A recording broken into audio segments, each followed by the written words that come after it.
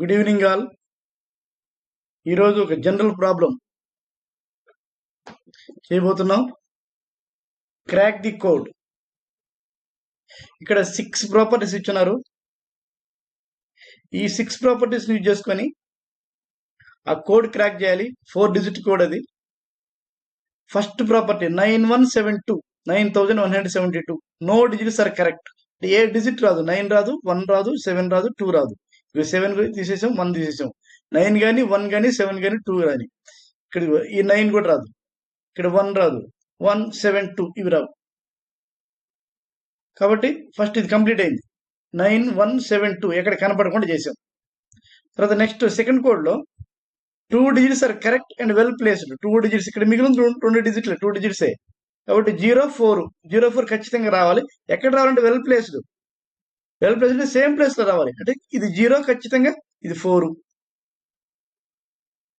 Clear. అది ఇప్పుడు మళ్ళీ అంటే ఇది కంప్లీట్ అయింది. ఇది లాస్ట్ చూడండి ఒకసారి, 8 ఒక్కటే ఉంది.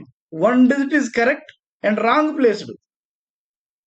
అంటే యూనిట్ డిజిట్ అంటే ఒకట్ల స్థానంలో రాదు 8. ఒకట్ల స్థానం ఆల్రెడీ 8 ఉంది. ఇక్కడ కానీ 8 రావాలి. 10th ప్లేస్ కానీ 1000th ప్లేస్ కానీ 8 రావాలి. ఇక్కడ చూడు 8 ఖచ్చితంగా వచ్చినట్టే కదా. ఏ ప్లేస్ కానీ ఈ ప్లేస్ ఏదో ఒక ప్లేస్ లో 8 రావాలి. ఇక్కడ చూసామనుకో 1 digit is correct and well placed.